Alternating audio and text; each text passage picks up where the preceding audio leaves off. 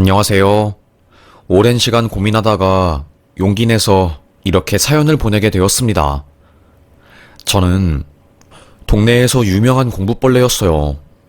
말하기 부끄럽지만 제 이름을 대면 모르는 사람이 없을 정도로 그 작은 동네에서 이름을 꽤나 날리는 아이였답니다. 그런 저에게도 말 못할 아픔이 있었지요. 저는 엄마에게 버림받은 아이였어요. 아직도 기억이 나요. 작은 주방에서 엄마가 달그락거리면서 밥을 짓고 음식을 만드는 소리들이요. 그리고 아버지는 빨리 밥을 내어오라며 소리를 치던 그 상황이 선명합니다. 할머니는 엄마를 싫어했어요. 저희 가족은 엄마, 아빠, 그리고 친할머니와 형, 그리고 저, 이렇게 5가족이었거든요. 저희 앞에서 티내지는 않으셨지만 삶에 지쳐 매일 큰 한숨을 푹푹 내쉬는 엄마였습니다. 그런데 이상하게 어느 날부터 엄마의 목소리부터 시작해서 모든 게 이상했어요. 마치 곧 죽을 사람처럼 매가리가 없고 세상에 정 떨어진 것처럼 행동했지요. 엄마, 나 밥 줘. 배고프면 네가 알아서 차려 먹어. 엄마가 언제까지 네 곁에서 있어줄 것 같아? 어? 어린 마음에 상처받았답니다. 할머니한테 일렀어요.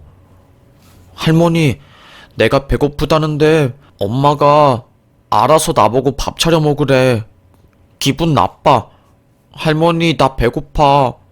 할머니는 곧장 주방으로 갔습니다. 찰싹찰싹거리는 소리가 들려왔어요. 엄마랑 할머니가 다투는 소리에 저는 무서웠습니다. 이런 걸 원한 것은 아닌데 괜히 나 때문에 엄마가 곤란해진 걸까? 별의별 생각이 다 들더라고요. 후회스러웠습니다. 며칠간 엄마랑 꽤나 어색했어요. 조심스럽게 엄마한테 가서 엄마, 일부러 할머니한테 이런 거 아니야. 난 그냥 엄마가 나한테 밥 안 해주고 요즘 날 미워하는 것 같아서. 제가 말끝을 흐리니 슬픈 눈으로 저를 쳐다보며 아무 말 없이 머리를 쓰다듬어 주더라고요.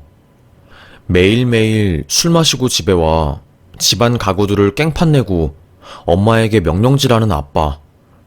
엄마에게 항상 명령만 하며 구박질하는 시어머니 속에서 엄마는 숨 쉴 틈이 없어 보였습니다. 그런데 어느 날이었어요. 낙엽이 떨어지고 찬바람이 쌩쌩 부는 가을이었지요. 아픈 형은 할머니를 따라 병원에 갔고 저는 집에서 엄마랑 단 둘이 있었어요. 그때 갑자기 분홍 보자기에 짐을 막 담는 겁니다.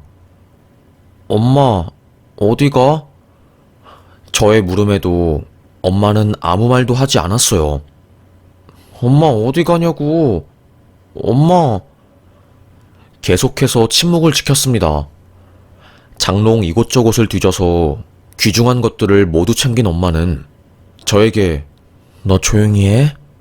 아빠가 엄마 어디 갔냐고 물으면 아무 말도 하지 마. 알겠어? 엄마는 황급하게 짐을 들고 집 밖으로 나섰습니다. 엄마 어디 가는데 나 데리고 가. 어? 왠지 불길한 느낌이 들었습니다. 지금 엄마를 잡지 않으면 영원히 못 볼 것 같았어요. 하지만 저의 간절한 외침에도 불구하고 엄마는 철저히 저를 무시했습니다. 끼익 소리가 나는 철대문을 열고 나간 엄마를 잡기 위해서 저는 신발도 안 신고 쫓아갔어요. 엄마, 나도 데리고 가라고. 철푸덕 엎어지면서 엄마를 붙잡았어요. 그때 엄마가 저를 위아래로 훑어보면서 엄마 따라오지 말라고. 엄마도 살아야 할 거 아니야. 엄마도 살고 싶어. 흙바닥에 뒹굴면서 엄마의 종다리를 붙잡고 있던 저를 매섭게 발로 걷어내면서 콜택시를 타고 무심히 절 떠났습니다. 바보처럼 무참하게 저를 버리고 쌩쌩 달리는 택시를 잡아보겠다고 막 달렸어요. 숨이 찰 때까지 소리치면서 말이죠. 아저씨, 택시 아저씨, 저 좀 데리고 가세요. 아저씨. 아무리 거세게 달려도 택시를 잡을 순 없는 노릇이었습니다. 달리다가 넘어져 무릎에는 피가 흐르고 있었고 흙바닥에 뒹굴어 옷은 먼지투성이었어요. 엉엉 울면서 집에 가서 이불에 얼굴을 박았습니다. 울다 지쳐 잠들다가 눈을 뜨니 집에 할머니와 아빠 그리고 형이 와 있더라고요. 아빠는 저에게 네 엄마 어딨어? 소리를 질렀습니다. 내가 어떻게 알아? 할머니는 혀를 끌끌 차면서 아빠에게 당장 그년 잡아오라고 하더라고요. 엄마는 꽁꽁 숨었고 그렇게 저는 버려졌습니다. 하룻밤, 이틀밤, 몇 밤을 자고 오면 엄마가 올까 생각하며 잠들었던 날들이 수도 없이 많았지요. 딱 1년 지나니까 체념이 되더라고요. 아, 엄마는 날 버린 거구나 라고요. 그때부터 이를 악물었던 것 같습니다. 항상 배시시 웃고 친구들이 뭐 부탁하면 거절하는 것 없이 들어주는 착한 아이였던 저는 신경질적인 아이로 변했어요. 친구들 사이에서 맨날 화만 내니까 왕따도 당했고요. 외로웠죠. 반드시 성공해서 TV에 나와 엄마에게 복수할 거라고 마음먹었던 것 같아요. 공부도 어마무시하게 했죠. 원래 제가 초등학교 때까지만 해도 맨날 전교 꼴등했거든요. 담임 선생님도 너는 언제 사람 내려고 그러니? 저를 아니 꼽게 보았답니다. 중학교에 올라간 저는 잠이 오면 포크로 허벅지를 때려가며 공부했고요. 태풍이 와서 학교가 쉬는 날에도 자습실에 나와서 공부했어요. 꼴등으로 입학해서 수석으로 졸업한 저였답니다. 고등학교 올라가서도 정말 이를 악물고 공부했어요. 애들은 야, 니처럼 공부하면 전부 다 서울대 갈 수 있겠다. 진짜 공부 열심히 한다. 머리가 뛰어나지 않았던 저는 이렇게 안 하면 성적을 유지할 수 없었거든요. 그 작은 시골 동네에서 제가 공부 잘한다고 소문나니까 저희 집도 유명해졌습니다. 그런데 그게 문제였어요. 아빠는 자식을 돈으로만 보는 사람이었거든요. 우리 아들이 서울대 갈 성적이라니까. 그러니까 저를 팔아서 동네 사람들에게 돈을 꾸거나 거짓말을 쳤어요. 서울대 갈 아들이고 법대 입대하면 법조인 되는 거 금방이니까 다들 나한테 잘 보여야 한다면서요. 시골 어르신분들은 순수하신 분들이 많거든요. 한 푼, 두 푼 돈을 빌려주기 시작한 거죠.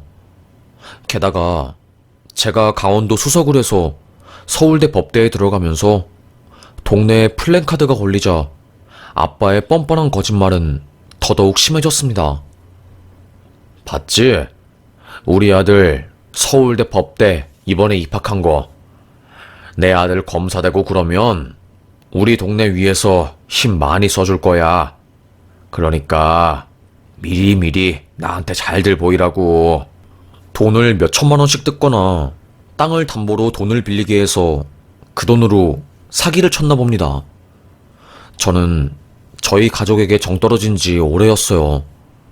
서울대 붙자마자 기숙사에 들어가서 아빠가 하는 짓들을 거의 몰랐거든요. 어느 날 법대 기숙사 앞에 동네 어르신들 대여섯 명이 서 있는 겁니다. 제 룸메이트가 갑자기 저에게 대여가 기숙사 앞에 지금 난리야. 사람들이 소리치고 네 이름 부르면서 막 너 찾는다니까?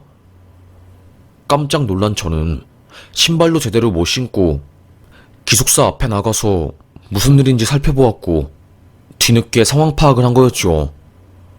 아빠께서는 동네 사람들에게 12억 넘는 돈을 빌리고 친할머니와 함께 잠적한 거였습니다. 형도 어디로 간지 몰랐어요. 야, 니는 네 아빠 어디 간지 알지? 내 돈이 어떤 돈인데 한평생 감자 농사 지으면서 먹고 싶은 거, 사고 싶은 거 다 눌러가면서 모은 8천만 원이라고. 개놈 자식의 그 앱이 어딨어? 당장 말해. 내 피 같은 돈, 우리 딸내미 결혼은 어떻게 하라고 그 돈을 들고 잠적한 거야. 너도 네 애비랑 네 할매랑 한패 아니야? 갑자기 어르신들이 제 멱살을 잡고 흔들고 주머니를 뒤지고 난리도 아니었습니다. 학교 기숙사 경비들이 와서 말렸고 한순간에 학교에 저에 대한 소문이 파다하게 퍼졌어요. 빚쟁이들이 와서 난리를 쳤다면서요.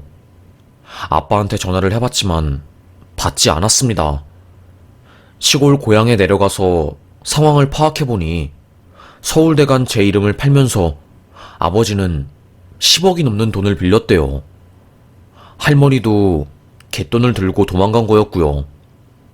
경미한 장애가 있는 저희 형도 행방을 알 수 없었습니다. 이 세상이 전부 무너지는 것 같더라고요.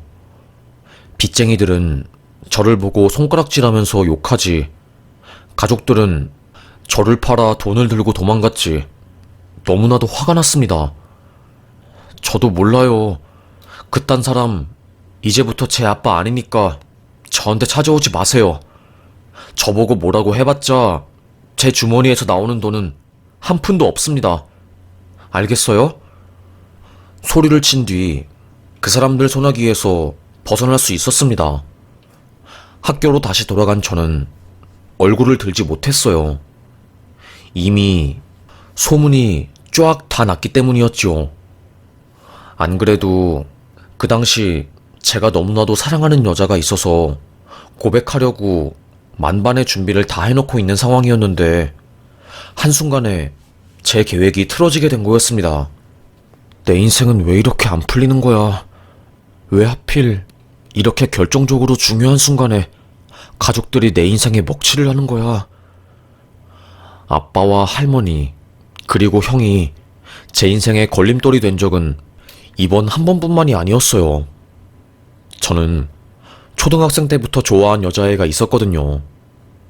그 아이와 고등학생 때 같은 반이 되어서 조심스럽게 썸이라는 것을 타고 있었고, 저는 큰 마음 먹고 고백을 준비하고 있었습니다. 얼굴이 너무나도 이뻐서 모든 학교 남자애들이 그 여자애랑 사귀고 싶어 했어요. 청소가 끝난 후 그 여자애를 교문 뒤로 불러서 고백하려고 준비하고 있었습니다. 그때 장애를 가진 저희 형이 제 이름을 부르며 괴물처럼 성큼성큼 달려오는 거예요.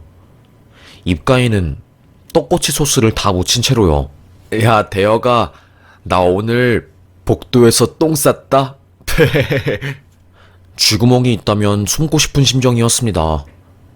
형이 너무나도 창피해서 모른 척 그 여자의 손을 잡고 도망가려고 했는데 그 순간 옆에 지나가던 저희 반 노는 애가 야, 김보라, 너 거기서 뭐하냐?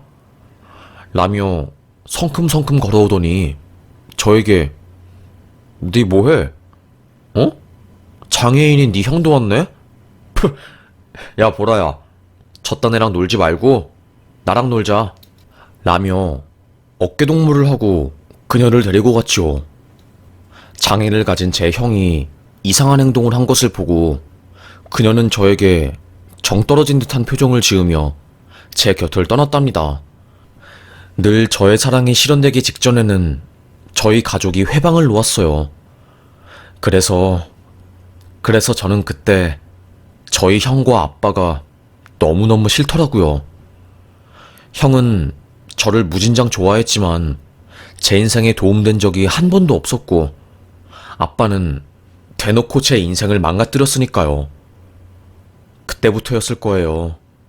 제가 웃지도 않는 사람이 된 게요. 가족들과 연을 끊고 저는 군대에 갔습니다. 군대 가서 사법고시를 준비했어요. 그래도 서울대 나왔다고 머리 하나는 좋을 것 같다면서 사무직 일을 저에게 맡겨주시더라고요. 덕분에 공부할 시간이 많았고요. 군대에서 2년 사법고시 준비하고 학교 복학해서 또 2년 추가로 더 공부했습니다. 4년 공부하니까 사법고시 1차 시험에 붙더라고요. 그리고 4년 더 공부해서 2차까지 합격했지요. 총 8년이 걸렸어요. 법조인이 되어서 권력을 가지겠노라 생각하고 정말 독하디 독하게 공부했던 것 같아요. 여자도 안 만나고 쉬는 시간이 아까워서 맨날 밥도 비빔밥으로 만들어 먹었으니까요. 서울대 도서관 법대생 스터디 모임에서 저는 유명 인사였답니다. 머리도 안 감고 떡진 상태로 맨날 공부하는 페인으로요. 나이도 많은데 말도 없고 웃음도 눈물도 안 보이는 저는 전설에 가까웠죠. 사법고시에 붙으니 그제서야 동기들이 아는 척 하더라고요. 야, 대혁아, 니 진짜 대단하다. 어떻게 합격한 거냐? 우리도 합격하기 힘든 사법고시 시험을 니가 다 합격하네.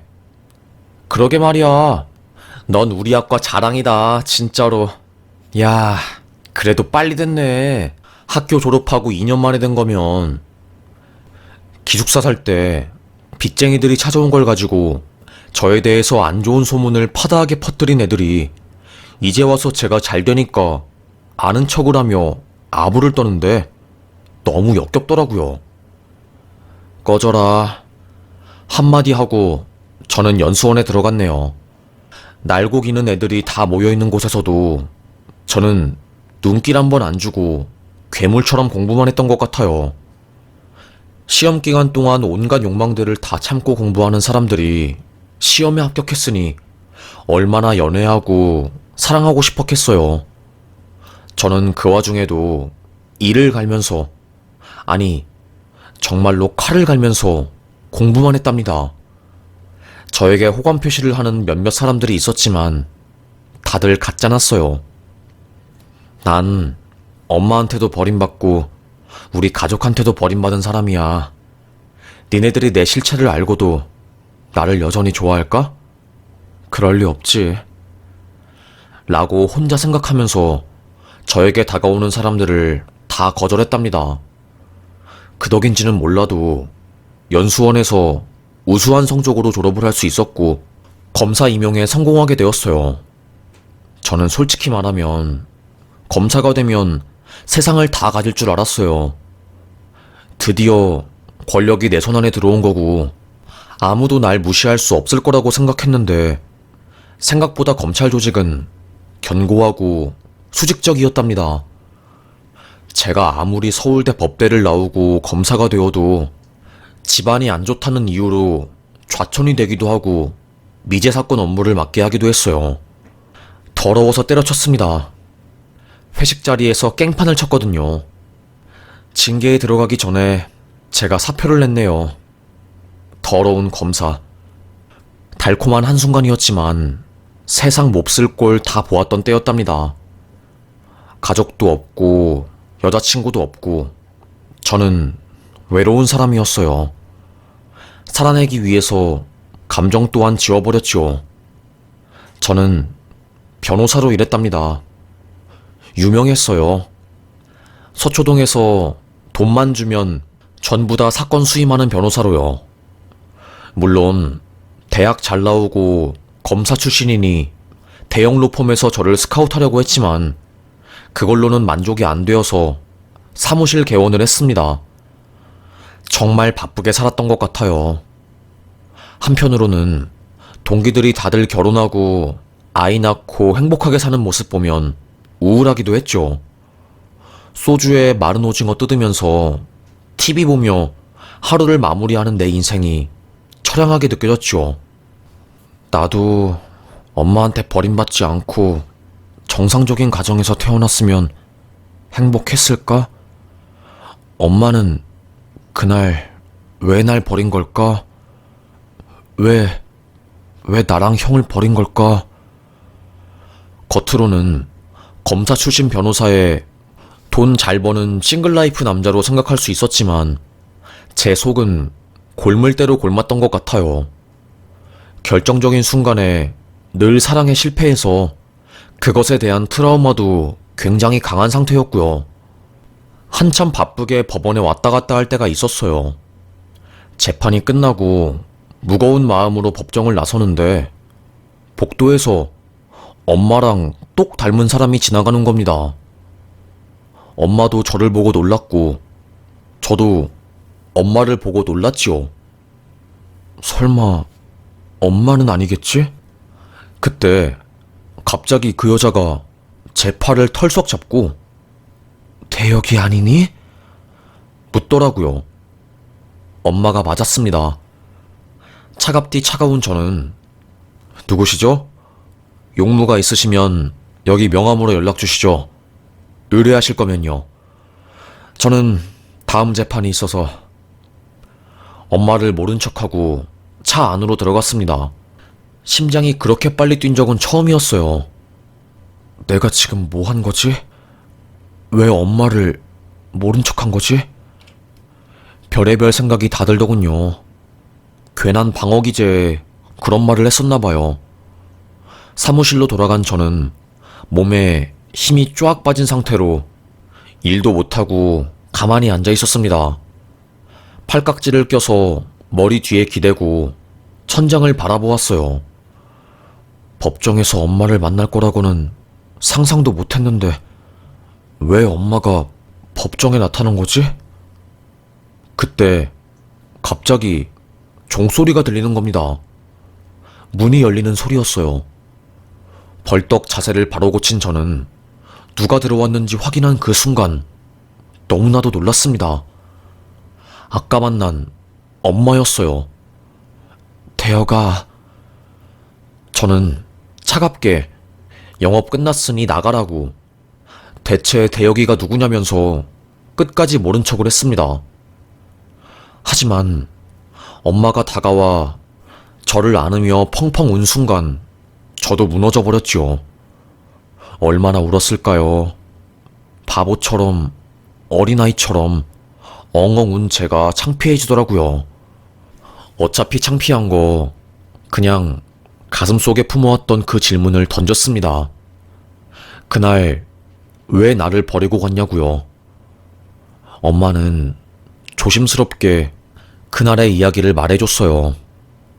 외할머니가 엄마의 보험을 정리하다가 엄마 앞으로 사망보험금 10억 넘는 게 걸려있다는 것을 말해줬대요. 엄마는 깜짝 놀라서 그 보험 계약서를 살펴보니 시어머니와 남편이 엄마 몰래 보험을 계약한 거였고 매달 400만 원 넘는 돈을 보험금으로 냈대요.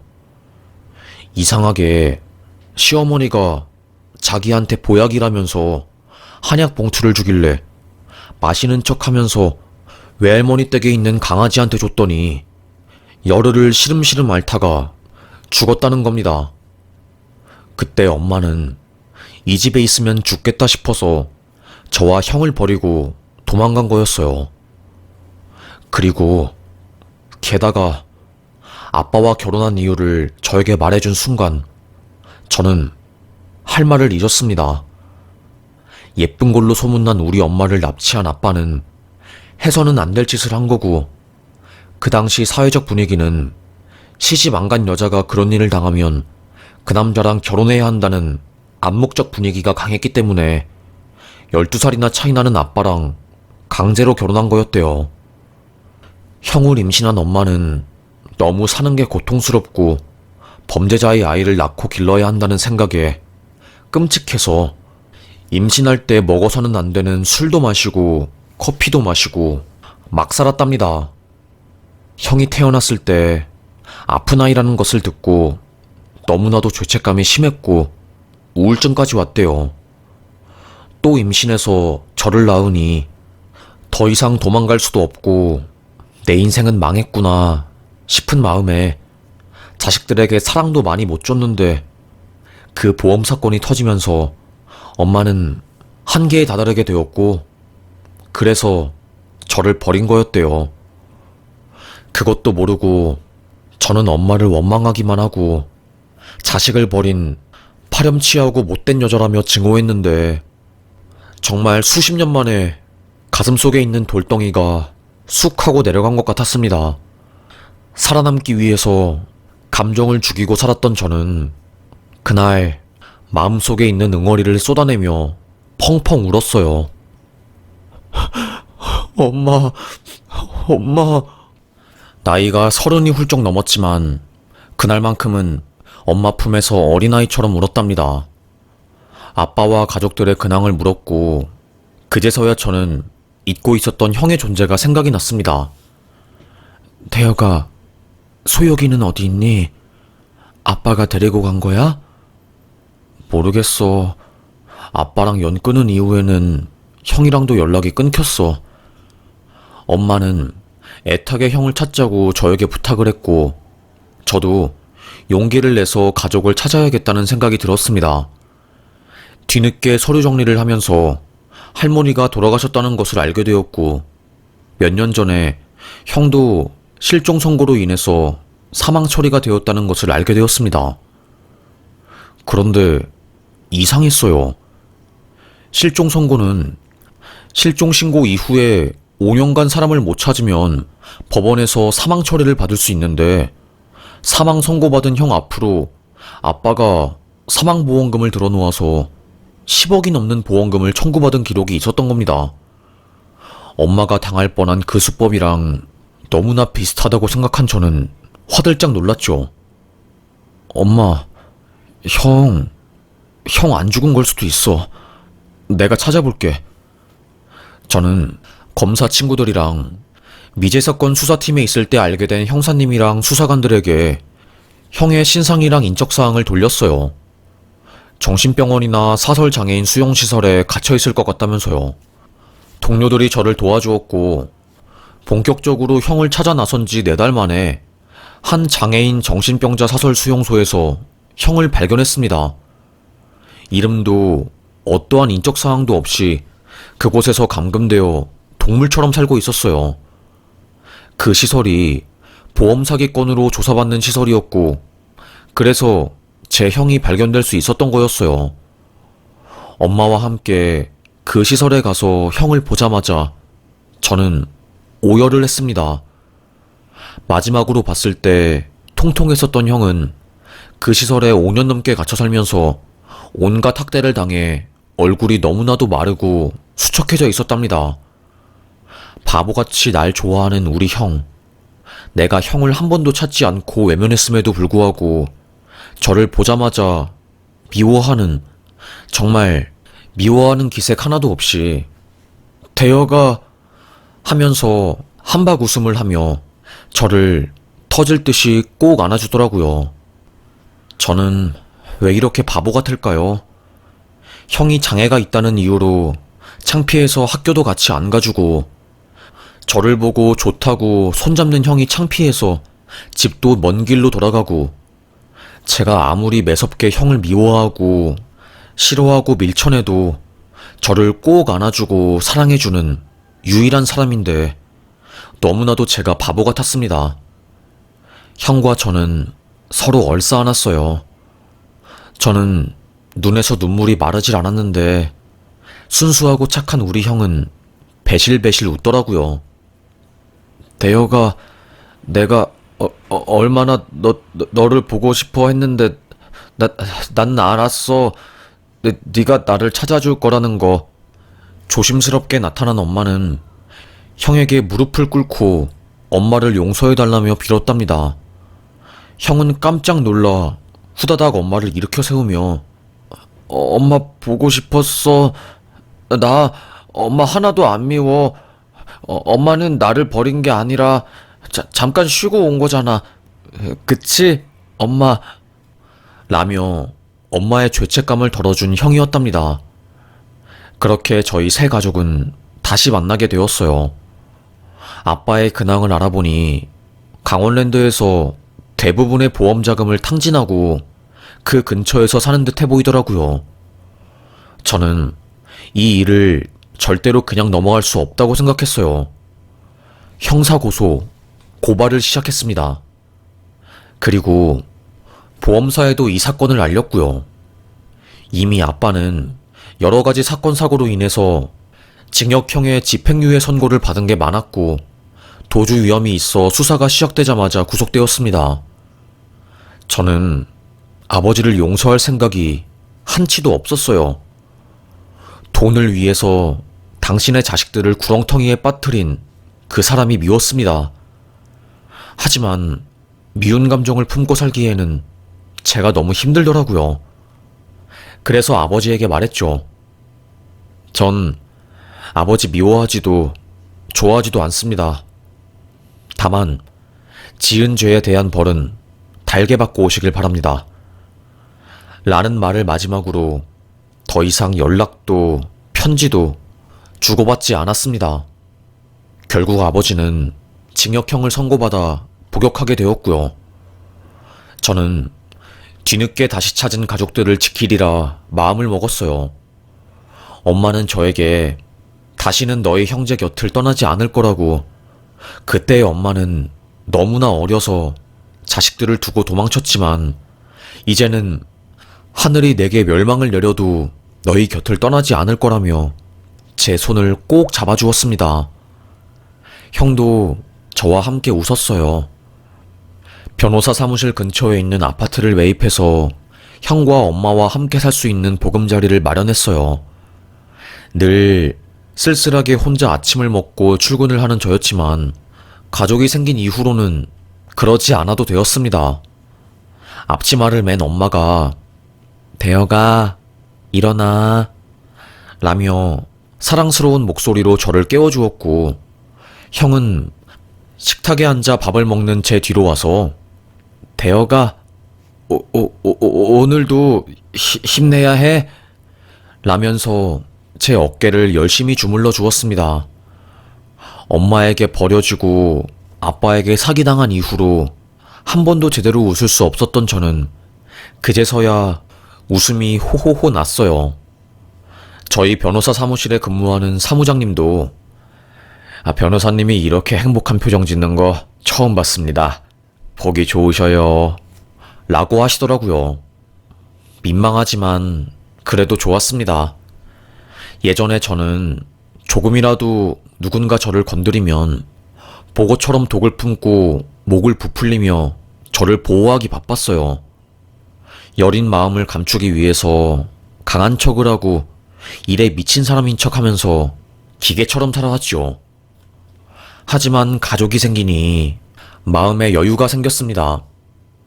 저는 형의 자립을 돕기 위해서 장애인 심리치료와 재활치료, 그리고 취업을 도와주는 센터에 연결을 해주었습니다. 그리고 엄마도 행복한 삶을 살게 해드리기 위해서 용돈도 드리며 이곳저곳 여행 가실 수 있도록 노력했네요. 저에게 가을은 그저 외로운 내 마음을 더 시리게 하는 날선 계절일 뿐이었는데, 엄마와 형이 저의 인생에 다시 나타난 순간 더 이상 가을은 저에게 외롭고 힘든 계절이 아니게 되었습니다. 형은 얼마 전에 취업한 회사에서 빵을 만들기 시작했어요. 퇴근하고 집에 오면 형이 그날 만든 빵을 집에 가져와 TV를 보며 엄마와 함께 그 빵을 나누어 먹는 재미에 하루하루 살고 있답니다. 그리고 얼마 전까지만 해도 힘들어서 안 좋은 생각까지 했던 엄마는 자식들에 대한 죄책감을 지워버리고 활발하게 복지관에서 봉사활동도 하고 독거노인 분들을 위한 반찬 나눔 활동도 하고 계시네요. 그리고 무엇보다 아침에 일어나면 엄마가 저를 안아주고 따뜻한 밥을 해주며 저에게 사랑을 준다는 게 너무나도 행복합니다. 저도 가족에게 사랑을 받다 보니 얼굴이 피게 되었고, 그런 저에게 얼마 전에는 사랑이 찾아왔어요. 같은 대학 동기인 여자아이인데 오랜만에 만났을 때 저에게 얼굴이 폈다면서 활짝 웃으며 관심을 표하더니 조심스레 만나고 싶다는 고백을 받았고, 그래서 교제하고 있답니다.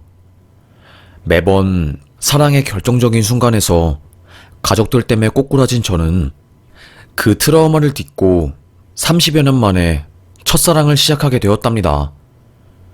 결혼을 전제로 진지하게 만나고 있고, 저의 가정사를 모두 말해줬음에도 불구하고 저를 멀리하는 게 아니라 오히려 더 가까이 해주면서 토닥여주는 그녀를 놓치고 싶지 않네요. 이제는 서울대 검사 타이틀, 변호사 직업, 이런 것들이 더 이상 중요하지 않아요. 그러니까 허울뿐인 겉모습, 돈으로 치장한 저에서 벗어나 소박하고 작은 것들의 행복을 느끼는 제 인생이 너무나도 좋습니다. 예전처럼 바쁘게 살지 않아서 돈은 적게 벌지만 여유가 있고 인생을 즐기는 지금 제 인생이 참 감사하네요. 내년쯤에 결혼을 할 예정인데 결혼하면 얼마나 더 행복하고 안정감이 들지 참 궁금하답니다. 형도 장애와 상처를 딛고 긍정적으로 살아주어서 너무나도 고맙고 엄마도 제 곁에서 떠나지 않고 지켜준다는 사실이 너무나도 감사합니다. 앞으로도 힘들고 고난들이 많겠지만 지금껏 그래왔듯이 담대하고 우직하게 한 걸음씩 나아가면서 극복해보려고요. 이런 게 인생인 것 같아요. 더 이상 나아지지 않을 것 같은 나의 미래와 나의 인생도 조금 더 살아보니 나아지고 괜찮아지네요. 검사의 꿈이 좌절되어 변호사로 이직한 제가 법원에서 저를 버린 엄마를 마주쳐 다시 재회하게 될 줄 그 누가 알았겠어요. 어쩌면 신이 짠 장난 같기도 했답니다. 하지만 저에게 일어나는 모든 일들은 결국 저를 위한 일이라는 것을 저는 정확히 잘 알고 있기에 저에게 벌어지는 모든 것들에 대해서 감사하며 하루하루 살아보려고 합니다. 여러분, 긴긴 저의 인생 이야기 모두 들어주셔서 정말 감사합니다. 저는 사연 여기서 마무리하겠습니다. 오늘도 행복하시고 건강한 하루 되셨길 희망합니다. 감사합니다.